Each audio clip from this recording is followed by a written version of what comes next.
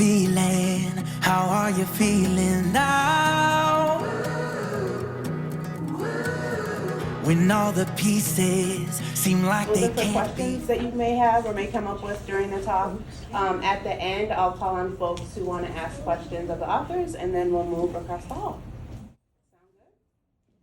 All right, so first we'll start with introductions. Jalen, you want to do a brief? Even the sugar bowl alone, you could spend a whole day talking about that. What is white privilege? What does it mean? What does it mean to be white? Do we have to think about race? I never had to think about race, ever. It was not an issue. And there was one thing in the book that Ruby Blue says, is white a color or a mindset? I thought that was really thought-provoking. I don't know if it's a question or a statement, that the dialogue, the one thing that I love as far as the dialogue that happens inside the head, that stopped Zoe and even Ruby Blue from actually talking to each other. What I loved is that the stuff that happens inside their head, they were able to put it out there for individuals to read. And for me, that is what stops, I look at it, that is what stops individuals from actually communicating.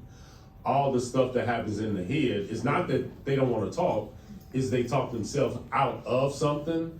And so I like the way that played out, where those actual thoughts were put out there. And so hopefully people will actually challenge those inner thoughts instead of thinking they're just mine. Nope, everybody has them, and a lot of times they look alike. And it's interesting in the book, Frank, there's a lot of that at the beginning, where the thoughts that they're having are very different than the reality of what they're saying, like the piece about the joints. But that diminishes as the book goes along. So they're more and more willing to say what is happening in their brain, aloud to each other, to take the risk. Yeah, I appreciate you bringing that to light. So something that we really wanted to try to do is, like, I don't know if y'all ever read a book and wonder what the character is thinking and kind of have to make it up for yourself. So what we did throughout the book is we actually provided that for you. So we provided you spaces in time where the characters are speaking their thoughts, right? And as Judith mentions, like at the beginning, it's really like some of those like harsh, like, dang, this is how I feel, but not necessarily presenting that. Whereas I think as throughout the book, it sort of becomes more of like reflection. How do I say this so it's not hurtful? Or how do I say this in a better way so that way I can express myself but still continue to build this relationship that we have? Kind of like the line, "You're old, but you're nice." Did you actually say that? I don't know that I actually said that. Maybe in a different form though. Maybe in your mind. Other questions? Just a comment. I just wanted to say that I had the privilege of being able to read the manuscript early on. And your comment about that you wanted to give the people a personality, that was one of the things that hit me right when I was reading the manuscript. And I just wanted to compliment both of you. Everyone in the book, to me, had an outstanding personality, and I attribute that to the way you wrote. So thank you for making it so enjoyable for me. Thank you. It's very fun with the character of Marcus. We kill off all the men in the book. That's fair. They say write what you know. But with Marcus, Jalen decided that in his profile, we should have him talk a little bit and then say, okay, I got stuff to do, see you later. And then later in the book, 100 pages later, he comes back and he says, I knew you couldn't just ignore me. It's very, very sweet. Yeah, I'm curious, as Judith started the book and Jalen got involved, how did each of the characters change about the same amount in your collaboration, or did Ruby Blue change more? How did that all work? Well, I'm going to say that from the start of the book to the end of the book, I think Ruby Blue changed immensely, right? Because we went from a character that was kind of being interpreted, right? Judith doesn't have that same experience. So I definitely brought in my own experiences that I think helps, like, give her more character. We'll say that for sure.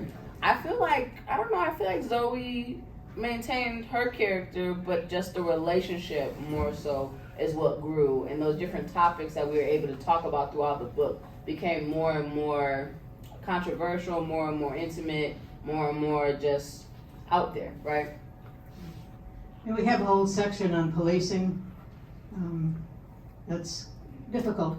For example, the Ruby Blue character, the Zoe character and I, was in Stoughton driving through town, picked up by a police officer for doing 35 in a 25 zone.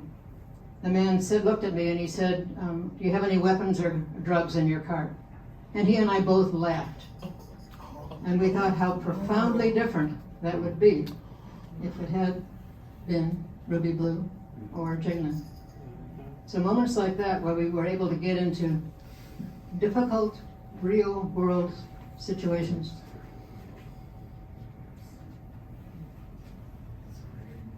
Other questions? No? Oh, yep. It's not a question, but I have not read the book yet. I'm so excited. I've known Judy for many, many years. I feel like I'm at least beginning to know you, Jalen, through what you've said. And it occurs to me what would be wonderful is after some of us read the book, if we could all get together again and talk about it. That would be marvelous. And thank you so much. I'm glad you brought that up because there's actually questions at the end of the book, discussion questions. And a thank you to Martin Alvarado for doing this with us, and his mom, Barbara Alvarado, and Tutu Alvarado, who's out there. Neil Lyman back here. Neil wrote the foreword to the book. Thank you, Neil. Bill Salmoni is here someplace. Bill did all the art. He's going to talk in the other room for a minute about the art. Thank you all for coming. We really, really, really appreciate it. I was, but I can't find it. Okay, great.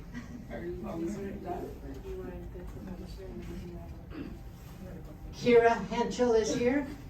Without Kira, there would not be a book. Here's Kira over here. Our publisher from Milwaukee.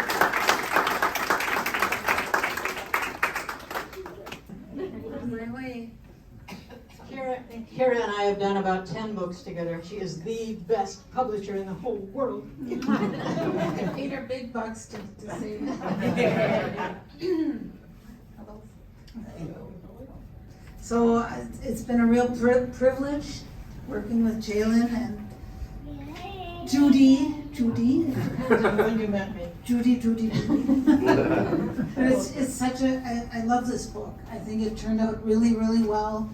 And it has such a nice lesson throughout. And I congratulate you guys too. So, thank you, and thank you everybody for showing up.